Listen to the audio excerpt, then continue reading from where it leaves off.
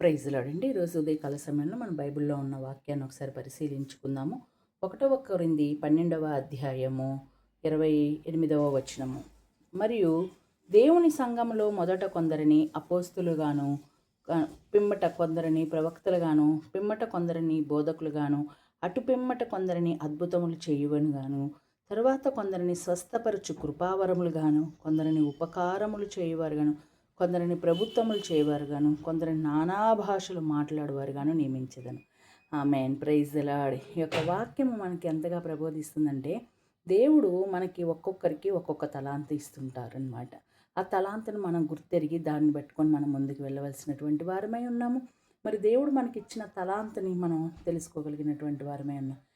మనతోటి వారిని చూసి వారిలాగా నేను ఎందుకు లేను, వారికి ఉన్నట్లు నాకెందుకు లేదని మనం ప్రశ్నించదగినటువంటి వారం కాదు.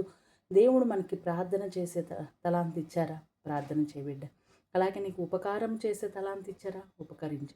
అలాగే నీకు బోధించేటటువంటి, ఇతరులకు మేలు చేసేటటువంటి, మోటివేట్ చేసేటటువంటి, లేదా సహాయం చేసేటటువంటి, లేదా లీడర్షిప్ క్వాలిటీస్ ఇచ్చారా? ఏమి ఇచ్చారు? దాన్ని బట్టి తెలుసుకొని మనం ముందుకు వెళ్ళవలసినటువంటి వారు ఏమున్నాము.